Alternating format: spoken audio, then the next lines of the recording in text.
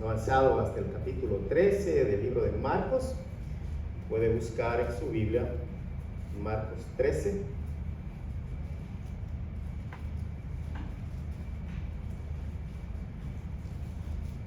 Y vamos a leer su palabra todos juntos. Marcos 13, 1 al 13. Saliendo Jesús del templo, le dijo uno de sus discípulos: Maestro, mira qué piedras y qué edificios. Jesús respondiendo le dijo: ¿Ves estos grandes edificios? No quedará piedra sobre piedra que no sea derribada. Y se sentó en el monte de los olivos frente al templo. Y Pedro, Jacobo, Juan y Andrés le preguntaron aparte: Dinos, ¿cuándo serán estas cosas?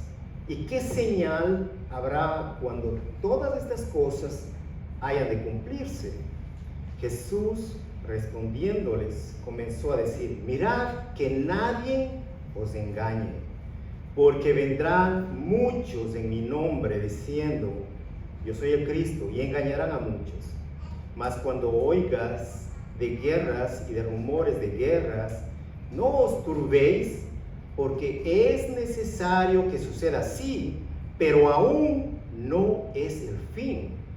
Porque se levantará nación contra nación y reino contra reino, y habrá terremotos en muchos lugares, y habrá hambres y alborotos. Principios de dolores son estos. Pero mirad por vosotros mismos, porque os entregarán a los concilios, y en las sinagogas os azotarán, y delante de gobernadores y de reyes os llevarán por causa de mí, para testimonio a ellos. Y es necesario que el evangelio sea predicado antes a todas las naciones. Pero cuando os trajeren para entregaros, no os preocupéis por lo que habéis de decir, ni lo penséis, sino lo que os fuere dado en aquella hora, eso hablad. Porque no sois vosotros los que habláis, sino el Espíritu Santo. Y el hermano entregará a la muerte al hermano, y el padre al hijo. Y se levantarán los hijos contra los padres, y los matarán. Y seréis aborrecidos de todos por causa de mi nombre, mas el que persevere hasta el fin, éste será salvo. Bendita es la palabra del Señor. El título para este sermón, parte de este versículo 13, el que persevera hasta el fin será salvo. Capítulo 13 de Marcos, un capítulo con una extensa exposición escatológica, muy discutido. Hay diferentes posturas en cuanto a estos versículos, hay mucha controversia, y por esta razón es necesario estudiar estos pasajes con mucha humildad, sin apartarnos del pasaje, sin salirnos del pasaje.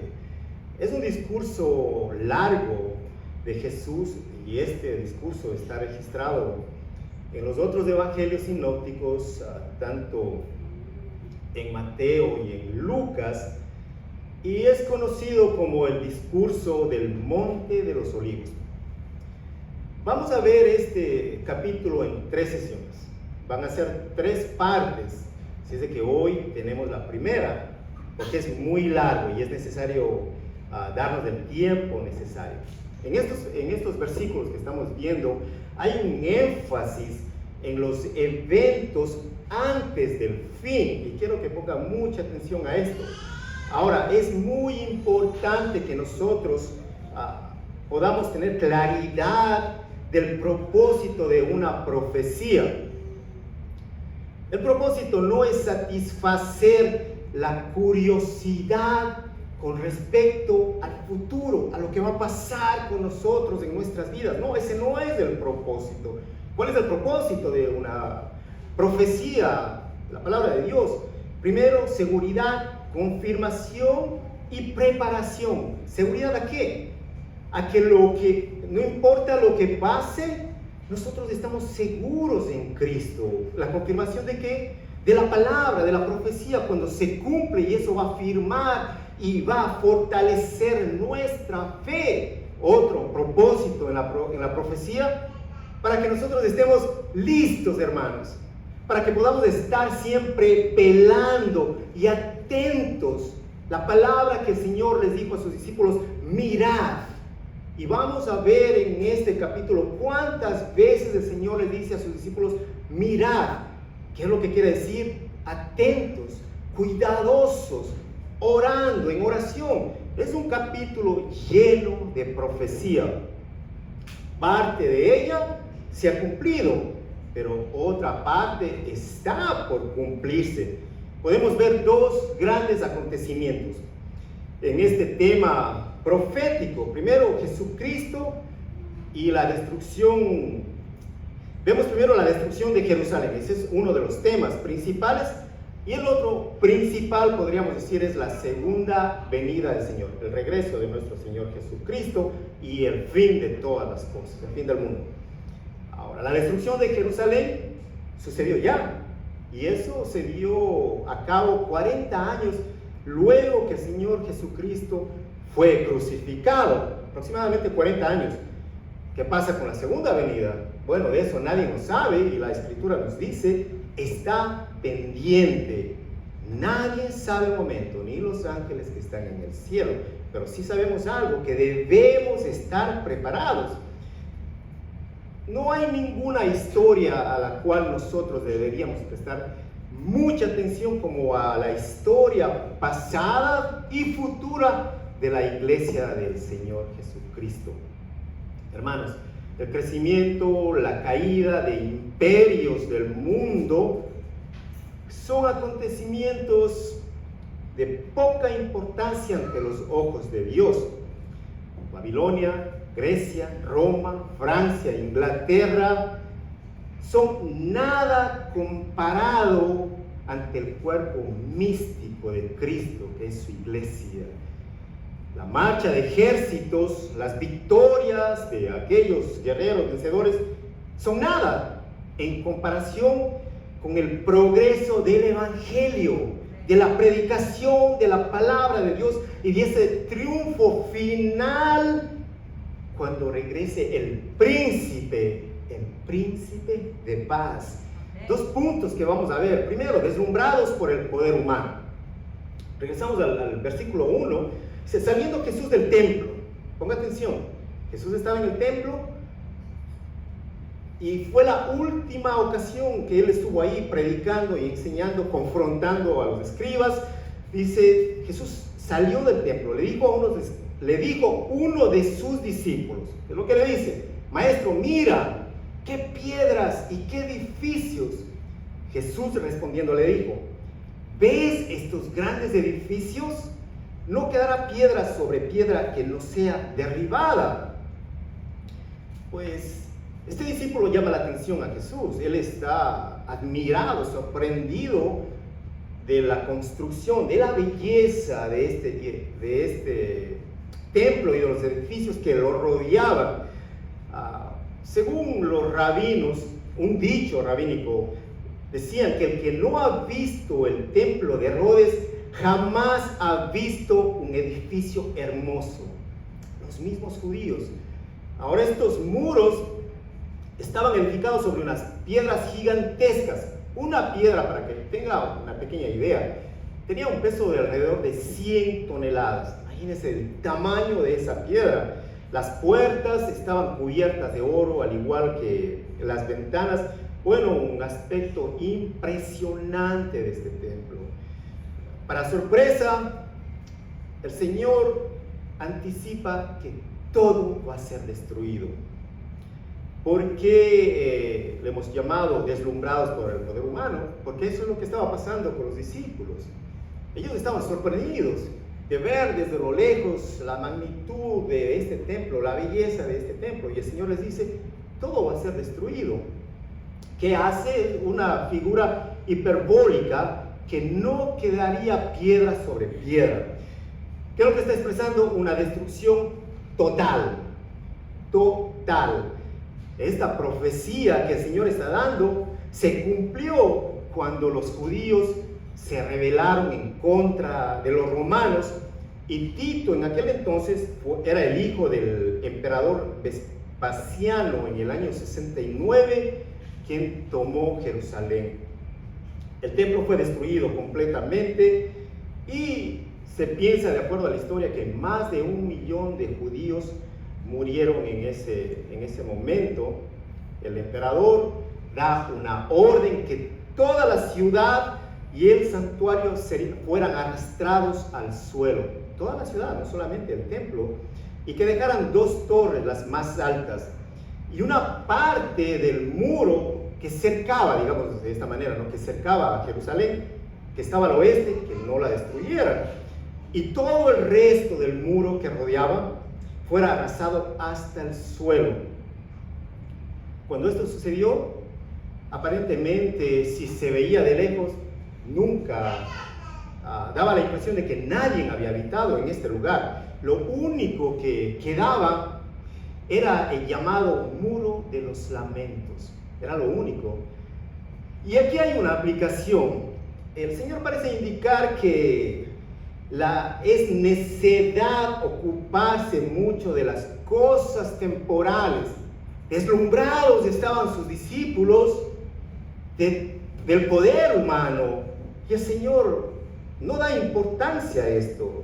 Y la aplicación es eso, para poder nosotros mirar en nuestra vida qué es lo que nos deslumbra a nosotros.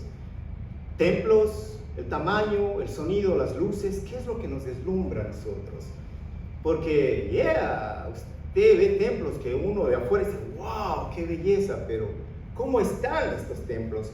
Hay que tener mucho cuidado. Ahora, para nosotros poder entender estos pasajes, es necesario ver el contexto para que podamos en sí deleitarnos de la historia, para que podamos recibirla y tener un gozo y saber exactamente en dónde estamos, porque pues esta historia fue escrita ¿para quién? Para los judíos, para un grupo, estaban romanos, fue escrita para ellos, y nosotros tenemos que ver desde acá afuera qué es lo que estaba sucediendo, y para eso tenemos el contexto, y de esa manera no interpretamos de una manera incorrecta la palabra de Dios. Marcos 11:17, parte del contexto, y se les enseñaba diciendo, no está escrito mi casa. Aquí hay algo muy importante, ponga atención lo que el Señor dice. No está escrito mi casa. ¿De qué es lo que está hablando nuestro Señor? Del templo. ¿Cómo se refiere al templo? Mi casa. Esta es mi casa. Esto es lo que dice el Señor. Dice, más vosotros la habéis hecho cuevas de ladrones. El templo, la casa de Dios. Mateo 23:37. Jerusalén, Jerusalén, que matas a los profetas y apedreas a los que te son enviados. ¿Cuántas veces quise juntar a tus hijos como la gallina junta sus polluelos debajo de las alas y no quisiste? He aquí, 38, he aquí, vuestra casa. Primero el Señor dice, mi casa. Esta es mi casa, casa de oración. Ahora les dice, vuestra casa. ¿Qué pasa aquí? ¿Qué es lo que está sucediendo? Vuestra casa os es dejada desierta, porque os digo que desde ahora no me veréis hasta que digáis, bendito el que viene en el nombre del Señor. Vamos a ponerlo todo esto junto. Vamos ahora al Antiguo Testamento, Ezequiel, una profecía en el 11:23. Y la gloria de Jehová se elevó de en medio de la ciudad y se puso sobre el monte que está al oriente de la ciudad. ¿Qué monte estaba al oriente? ¿Cuál es el monte? El monte de los olivos. Estaba al oriente. Ok, se elevó la gloria del Señor. Ahora está sobre el monte de los olivos. El Señor dice, mi casa. Luego dice, vuestra casa. ¿Qué es lo que nos está mostrando esta parte de la Escritura? Dice que el Señor estaba frente al templo en el monte de los olivos. ¿Dónde está la gloria de Dios en este momento? Está en el monte de los olivos, porque Cristo está ahí, Él está al frente está en el templo. No, el Señor abandonó el templo. La gloria de Dios se alejó. Ya no les dice, esta es mi casa, dice, vuestra casa. Ya no es la casa del Señor, está abandonada. Puede ser el templo más bello, más hermoso, más grande de todo, pero el Señor ha abandonado ese lugar. Qué triste que Dios no esté en el templo, en su casa. Ya no es su casa, vuestra casa, cueva de ladrones. Qué duro. Otra aplicación para que nosotros podamos reflexionar es: Señor, nunca abandones nuestro templo. No nos abandones, en principal este templo, el cuerpo, nuestro cuerpo, el templo del Espíritu de Dios. Jamás nos abandones, Señor. No nos dejes. Pues aquí la gloria de Dios estaba en el monte de los olivos. ¿Cuál es la gloria de Dios? Su Hijo, Cristo amado, estaba sentado ahí. ¿Qué sucede aquí? 4 de los discípulos, quienes posiblemente estaban representando a todo el grupo, le preguntan al Señor: ¿cuándo sucederá esto? Versículo 3. Se sentó en el monte de los olivos. El Señor está sentado frente al templo. Pedro, Jacobo, Juan, Andrés le preguntaron aparte: dinos, ¿cuándo serán estas cosas? ¿Y qué señal habrá cuando todas estas cosas hayan de cumplirse? Ante esta pregunta, el Señor dirige la atención de este grupo a eventos de mayor importancia. Escuche la respuesta. Respondiendo el versículo 5, Jesús respondiendo les comenzó a decir: mirad que nadie os engañe. ¿Qué les dice primero? Mirad. Cuando el Señor dice mirad, atentos, velad, mirad. Cuando el Señor le diga mirad, doble sus rodillas, hermano. Atentos, en guardia. Mirad que nadie os engañe, porque vendrán muchos en mi nombre diciendo: yo soy el Cristo, y engañarán a muchos. Mas cuando oigas de guerras y de rumores de guerra, no os turbéis, porque es necesario que suceda así. Aquí está algo clave: pero aún no es el fin, porque se levantará nación contra nación y reino contra reino, y habrá terremotos en muchos lugares, y habrá hambres y alborotos, principios de dolores son estos. ¿Qué es todo esto? Las señales se acaban. ¿Cuántas veces usted ha escuchado desde su niñez?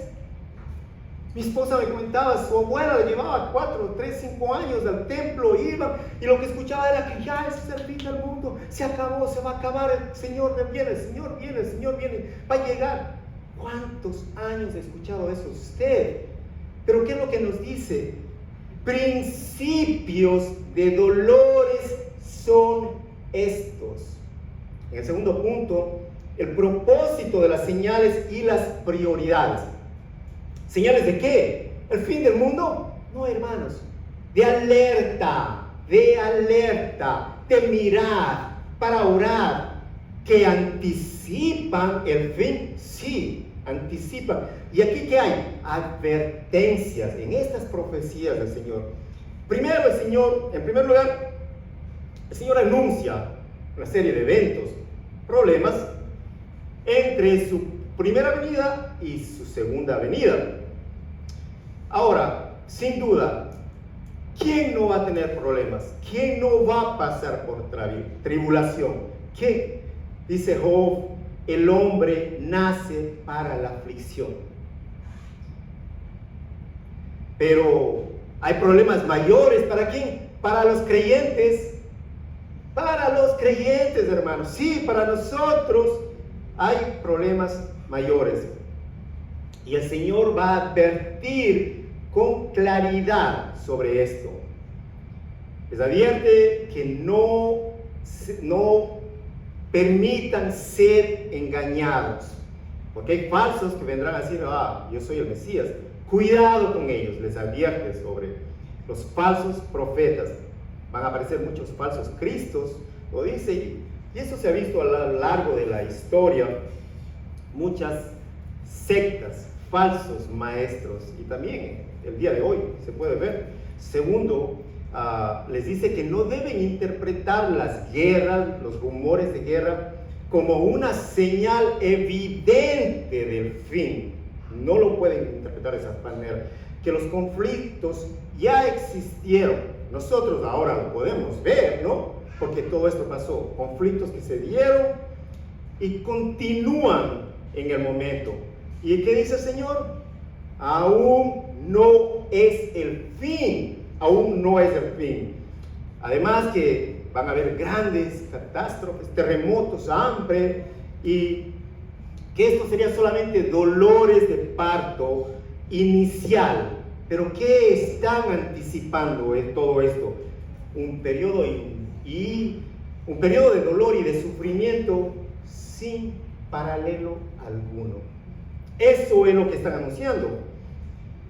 Mire, cuando Jesús pronunciaba estas palabras en el Imperio de Roma, ellos gozaban de paz, por un largo periodo de paz.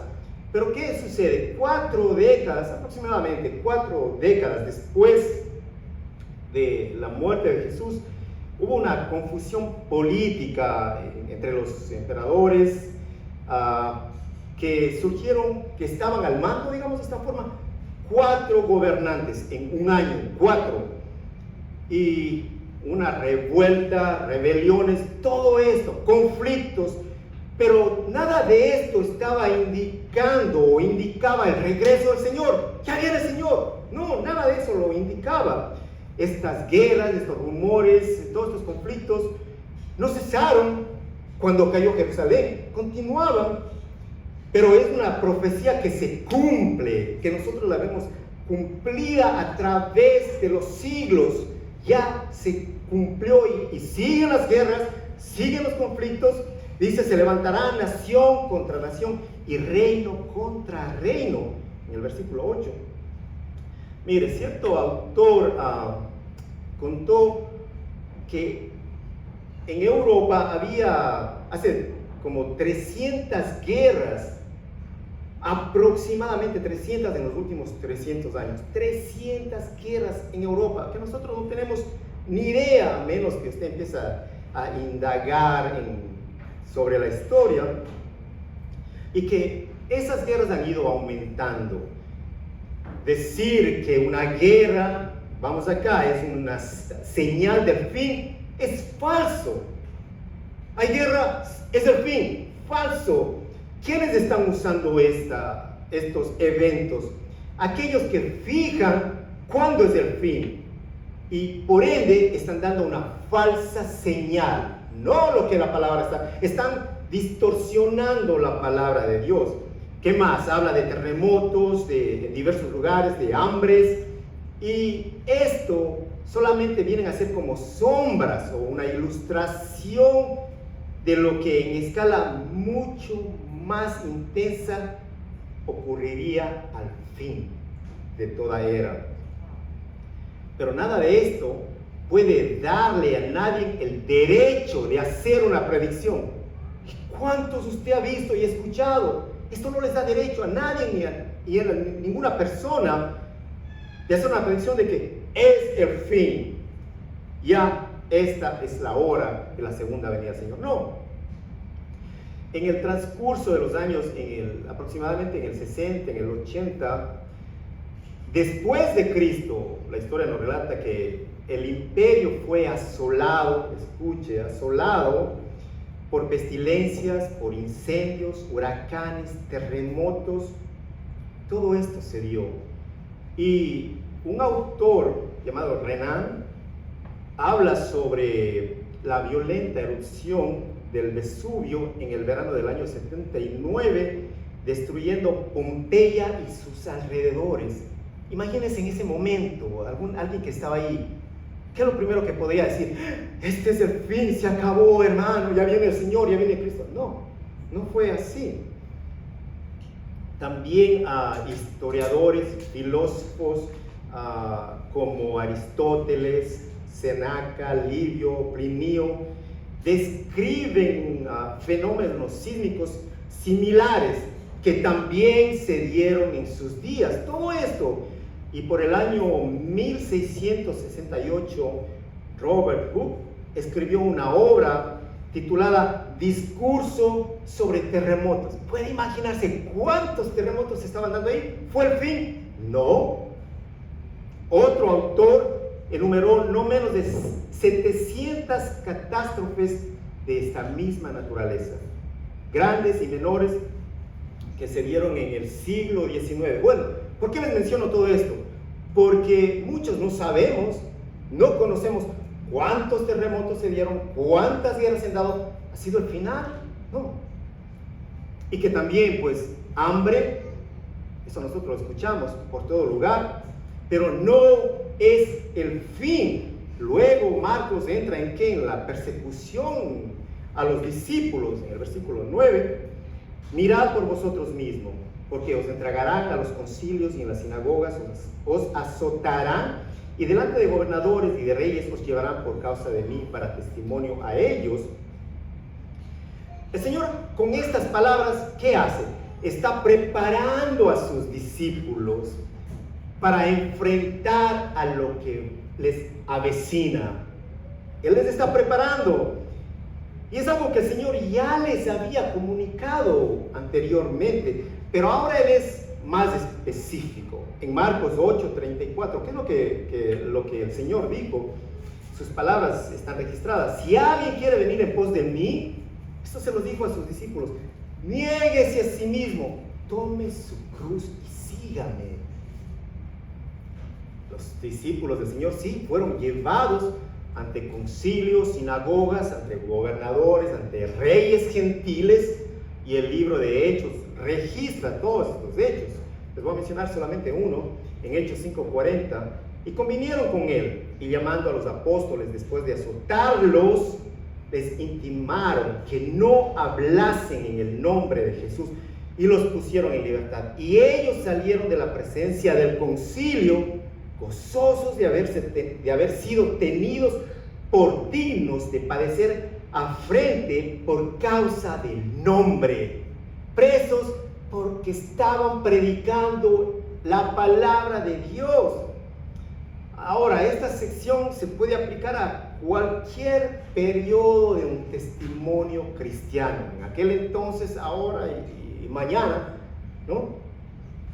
Que vamos a ser azotados. Sí, bendito Dios, estamos en un país que hay libertad para predicar, pero si este fuera nuestro caso, hermanos, Cristo tiene una esperanza para cada uno de nosotros. Serán azotados, sí, hermano, pero eres cristiano, vas a sufrir persecución, hambre. De verdad, que esto es duro. ¿Y qué le digo que es suave? Yo no quiero esto. Es para valientes, siempre lo decimos.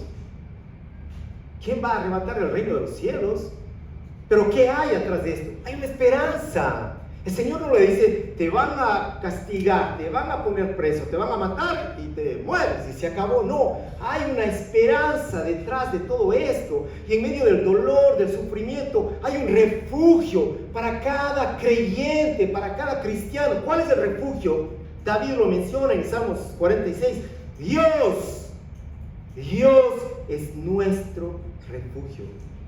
En la persecución, ¿dónde te vas a refugiar? ¿En medio del hambre? ¿En la guerra? ¿En dónde nos vamos a refugiar? ¿En la tribulación? Dios es nuestro refugio y nuestra fuerza para los débiles. Siempre está dispuesto a ayudar en tiempos de dificultad. ¡Qué bello nuestro Dios! ¿Esa no es una promesa? ¿Eso no es hermoso, el poder refugiarse? ¿Esa no es una esperanza para el cristiano? ¿Cuál es la esperanza que el mundo te da? Condena eterna, pero está escondida, no te muestra, no te presenta el final. Dios te dice, yo soy tu refugio, tu amparo en medio de la necesidad. Palabras que nosotros tenemos que agarrarlas y llevarlas en nuestra mente, en nuestro corazón. El Señor es mi refugio. Tu Dios está en medio de ti como guerrero valiente, victorioso, dice su palabra. Alrededor de ti, sí, Él está peleando tu batalla. Él, no pelees, refúgiate en Dios. Por lo tanto, no temeremos cuando vengan, ¿qué? Cuando vengan terremotos y las montañas se derrumben en el mar. ¿Usted ha visto una montaña derribada en el mar?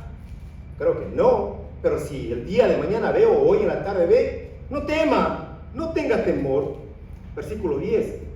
¿Qué debemos hacer nosotros? Dice, es necesario que el Evangelio sea predicado antes a todas las naciones. Debe ser predicado el Evangelio, la palabra de Dios. A pesar, hermanos, que los hombres se pongan en contra, a pesar que el diablo se ponga en contra, la historia de la cruz de Cristo se va a contar en todos los lugares, en todas las naciones. Las puertas del infierno no prevalecerán contra su iglesia, a pesar de la persecución, de la cárcel, la muerte. Nunca va a faltar, hermanos, un grupo de hombres fieles que van a proclamar las buenas noticias del Evangelio. Siempre va a haber un grupo que el Señor va a levantar, y nada va a evitar que el Evangelio sea proclamado, que sea predicado. La palabra de Dios nunca puede ser atada. Eso es lo que dice Timoteo en su carta.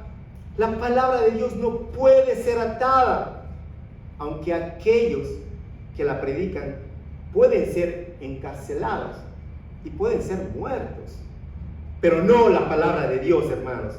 Y hay una promesa aquí que el Señor lo hace a los creyentes que están siendo perseguidos, que están siendo juzgados, que ellos van a recibir una ayuda divina. ¿Sabe lo que es eso? No te preocupes lo que vas a hablar, no pienses lo que vas a decir, porque el Espíritu de Dios hablará por ti. No te preocupes en eso. Hay una garantía de una ayuda sobrenatural, en donde en los momentos de crisis, de dificultad, ¡qué esperanza! Profecías cumplidas del Maestro, profecías que van a tomar un cumplimiento. También les dice que la traición, una advertencia dura, traición a aquellos que son leales a Dios, a su Salvador, que aún los miembros de sus propias familias se levantarán en contra de ellos. Versículo 12. El hermano entregará a la muerte al hermano, y el padre al hijo, y se levantarán los hijos contra los padres y los matarán. Estas palabras, un eco de las palabras del profeta Miqueas en el capítulo 7, versículo 6. Porque el hijo deshonra al padre, la hija se levantará contra la madre, la nuera contra su suegra, y los enemigos del hombre son los de su casa. Eco de estas palabras. Versículo 13. Seréis aborrecidos de todos por causa de mi nombre, mas el que persevera hasta el fin, este será salvo. El que persevera hasta el fin será salvo. Y en el versículo 33, una vez más el Señor dice: mirad, velad y orad, porque no sabéis cuándo será el tiempo. Mirad, velad y orad. El Señor dice: preocúpate de discernir cuál es la señal y cuál es el momento. Estudia, indaga sobre la hora que va a llegar. No, el Señor no nos dice nada de eso. Pregunta de cuál postura es la correcta, cuál hermano está en lo correcto. No, dice: mirad, velad y orad. ¿Para qué? Para que el Señor te pueda preservar y puedas alcanzar esa gloria eterna. ¿Cuál es el enfoque de la iglesia? ¿Cuál es el enfoque de los hermanos? ¿Qué posición? ¿Cuál es lo correcto? ¿No? Hay posturas, hermanos, vamos a aclarar esto, hay posturas distintas, pero la postura de una persona te va a traer salvación. ¿Es eso lo que nos va a salvar? ¿Quién está correcto en los tiempos, en los eventos, las fechas, los lugares? ¿Es eso lo que nos va a traer la salvación? No, es la fe lo único que nos va a salvar, nuestra fe en Cristo Jesús, y que nuestro enfoque esté en Él, que nuestro enfoque esté en aprender a estudiar la palabra, a indagar la palabra, a buscar lo que está aquí, no lo que está afuera, no lo que han escrito un montón de autores, no cuál es su posición y cuál es mi posición y cuál es la correcta. Pero yo no estoy de acuerdo contigo, pero estoy de acuerdo con Él. No, sino a indagar lo que el Señor quiere, que aún no es el tiempo, que aún no es la hora, y que la hora nadie lo sabe. ¿Por qué tanta preocupación? Es que mi tatarabuelita me decía, sí, ella se murió la tatarabuela, la bisabuela, la abuela, ya cuántas generaciones, y el Señor no ha llegado. ¿Cuántas guerras hubieron? ¿Cuántos conflictos se dieron? El Señor no ha llegado. Que todo se va cumpliendo, sí, que su palabra es la única verdad y exacta, y se va a cumplir. Lo que está escrito aquí se va a cumplir. Que perseveremos, pero ¿cómo vamos a perseverar, hermanos? Con gozo, con expectativas. Pero ¿y qué es lo que hay en nosotros? El año pasado, mi esposa salió de viaje, primera vez separados. Cuando ella iba a regresar, no fue un lazo de tiempo largo, pero había muchas expectativas en mi vida por verla, por estar con ella. Añoraba, deseaba el momento de verla. Ella está aquí, es testigo. Los días se me hacían eternos. Nunca en mi vida el día se me había hecho tan largo que no sabía qué hacer. A pesar de que trabajo y todas las cosas, y con los muchachos, pero aún así el día se me hacía tan largo. ¿Cuándo llegan? Unas expectativas, hermano, que usted no se imagina. Contaba las horas, contaba los días, la llamaba y decía, pero no pasa el tiempo, hermano, el calendario marcado ahí, aquí, allá, mi teléfono en todo lado, ya llega, ¿qué hora llega? Unas expectativas increíbles, de verdad, hermano, no estoy exagerando, es verdad. Hasta el momento que ya se acercaba y pues, ay, va a llegar mi esposa amada. Prepare las flores, prepare la ropa, prepare el vestido, prepare la comida, prepare el lugar a donde lo va a recibir. Todo eso estaba planificado porque había mucho gozo en mí. Había expectativas grandes en mí porque deseaba verle a mi mujer amada. Esperaba estar nuevamente con ella, verle su cara, conversar con ella, deleitarme con ella en todo el sentido, en conversaciones, en todo. Deleitarme con mi esposa amada. Las expectativas eran grandes. De igual manera, viceversa, con ella. Ella añoraba, deseaba estar en su casa, con su esposo, con sus hijos, en su hogar. Estaba cansada, ya no quería salir, estaba cansada, quería estar en su lugar. También las expectativas eran altas. Hermano, ese día llegaba y había un gozo, yo no sabía qué hacer, ni qué ponerme, ni cómo estar, cómo me veía y todo, por verle a mi amada esposa. ¿Por qué? ¿Porque soy un buen esposo? Porque Dios ha puesto un amor en mí y me ha enseñado a amar, a respetar y lo que tengo que hacer. Expectativas, ¿de quién? De un pecador, hermano. De un hombre malo, indigno, pecador como yo, con unas expectativas grandes. Igual de una mujer pecadora con expectativas grandes por estar juntos. La pregunta es, ¿cuáles son las expectativas nuestras al saber que va a haber un fin? En eso todas las posturas están de acuerdo. Todos, ¿en qué? En que sí va a haber un fin, que hay un fin, y nosotros lo sabemos, estamos de acuerdo. Si sabemos que hay un fin, no sabemos la hora, no sabemos si en la noche el Señor llegue, nadie sabe, no les estoy diciendo, no estoy profetizando, no sabemos. La pregunta es, ¿cuál es la expectativa suya? ¿Con qué gozo usted le espera la venida del Señor? ¿Con qué gozo se presenta a adorarle, a alabarle, a cantarle al Señor? ¿Cuáles son sus expectativas? ¿Cuál es su preparación para esa llegada? ¿Cómo quiere verse cuando el Señor llegue? Santa, limpia, pura, adorándole en la casa del Señor, escuchando su palabra, deleitándose en lo que el Señor tiene para usted, agarrada, abrazada, desesperanza de Dios, de esa palabra, esperando que va a llegar. Esas son las expectativas, o es la expectativa fría, alejada. Lo último que quiero llegar es a la iglesia. ¿Para qué? ¿Qué aburrimiento? Es verano. O esas son las expectativas. O en ese concepto lo tenemos a Dios. Dios está acá y todos están sobre Dios. Esa fue la razón por la cual, pues, los fariseos planearon la muerte de Cristo Jesús, porque los confrontó. Porque era pura apariencia y el Señor vio los corazones, vio más adentro, que nuestros corazones sean purificados, que nuestras expectativas estén al nivel del que debe estar nuestro Dios, como el Salvador, como el glorioso. Que usted anhele llegar a la casa, Señor, cuando es domingo, Señor, wow, recién es lunes, pero cuando llega el domingo necesito escuchar la palabra de Dios. Quiero escuchar tu voz, Padre, háblame. Necesito que me hables, que dirijas mi vida. Estoy cansado de esta vida pecaminosa, estoy cansado de este mismo trajín y de esta misma rutina. Algo más tiene que haber. Algo más, Señor.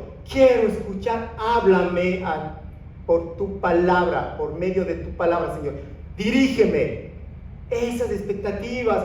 Quiero estar al frente en el templo. Quiero llegar, necesito llegar. Hermanas, necesito llegar a servir. Expectativas de gozo, de un gozo verdadero, no de una vestimenta, no de un peinado, no de las joyas, de lo que usted, nada de eso, de acá, que el Señor no va a ver con qué ropa viniste, ni qué sombrero traes, o qué tacos, de qué color son tus tacos, o qué color es tu corbata. El Señor no va a ver nada de eso y tampoco le interesa. No le interesó cuando los discípulos, Señor, mira esto. Tú le vas a sorprender a Dios con una vestimenta, jamás. Que podamos sorprender a Dios con nuestro corazón. Que podamos, sí, captar la atención del Todopoderoso, de un corazón quebrantado, humillado, arrepentido. Señor, estoy aquí porque necesito, porque soy un vil pecador, Padre. Y estoy luchando, estoy batallando con este pecado todo el tiempo, todos los días. Ayúdame, Cristo, Señor. Necesitamos valorar la salvación. Amén. Fue un precio alto y grande de nuestro Señor Jesucristo. No podemos tomarlo a la ligera. Y si nuestras expectativas no son las que las acabo de decir, estamos tomando a la ligera la salvación. La estamos tomando muy a la ligera. Cristo ya no es la prioridad en la vida de muchos. El Señor no lo es. Pero recordemos que hay una esperanza para todos. Esa es la belleza en la palabra de Dios, que nos da la esperanza, que nos extiende su misericordia, que Él está ahí, Él conoce, Él es paciente, Él sabe cuán débiles somos nosotros, cuán débiles, a veces cuán duros de corazón, pero Él está ahí, Él es paciente, pero Él está mirando. ¿Hasta cuándo nosotros vamos a continuar así? Esa perseverancia es el resultado para los que perseveran en el Señor. Es un resultado de ¿qué? De un nuevo nacimiento. Hermano, usted está aquí porque está perseverando. Es la evidencia de que ha nacido de nuevo. Es la evidencia que desea escuchar la palabra de Dios, pero que necesitamos perseverar. Dice Romanos 8:28, voy cerrando. Sabemos que a los que aman a Dios, todas las cosas les ayudan a bien. Esto es, a los que conforme a su propósito son llamados, porque a los que antes conoció también los predestinó para que fuesen hechos conformes a la imagen de su Hijo, para que Él sea el primogénito entre muchos hermanos. Primera de Juan 2:17. El mundo pasa y sus deseos, pero el que hace la voluntad de Dios permanece para siempre. ¡Qué esperanza! Permanece para siempre. ¿Quién?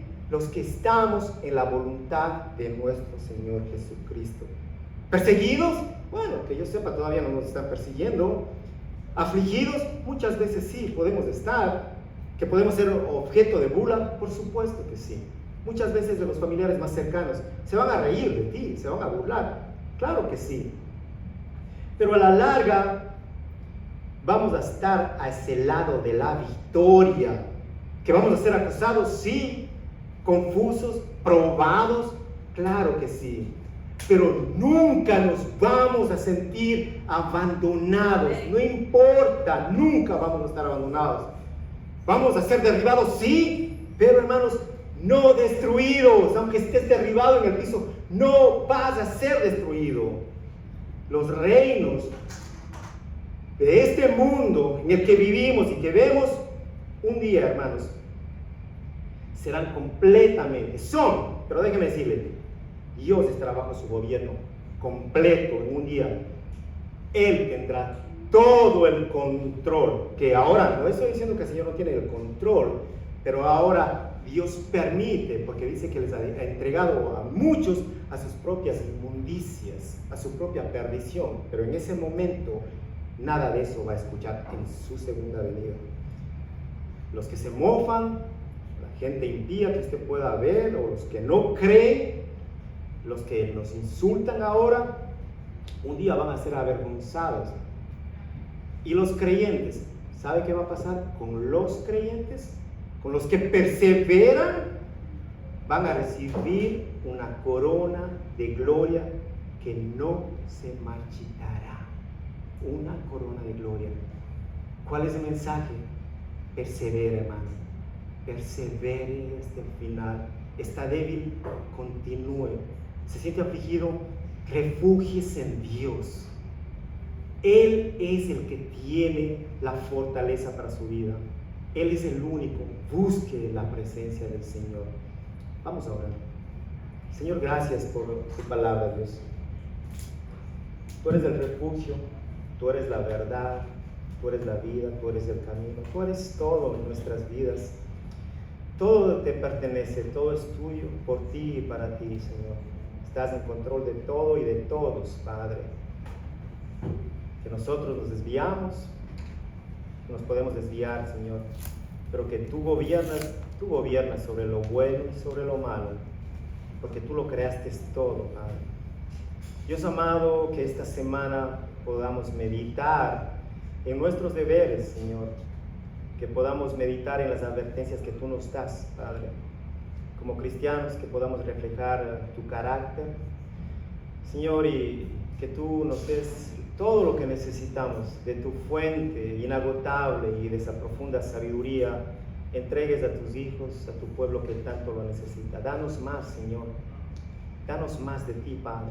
Anhelamos más, queremos más. Danos más amor, danos más deseo, Señor. Danos más entusiasmo, más alegría. Danos más de todo, Señor. Que haya un regocijo completo, no solamente en nuestros corazones, en nuestros cuerpos, en todo, cuando hablemos de ti, Señor. Ese es el deseo, Padre, el deseo nuestro y de todo creyente. Gracias, Señor, por esta mañana, gracias por tu palabra. Y Dios, danos, si tú no has regresado, que podamos terminar esta serie en las próximas 2 semanas y podamos dejar en claro cuál es tu mensaje, Señor. Te damos gracias en el nombre de Cristo Jesús. Podemos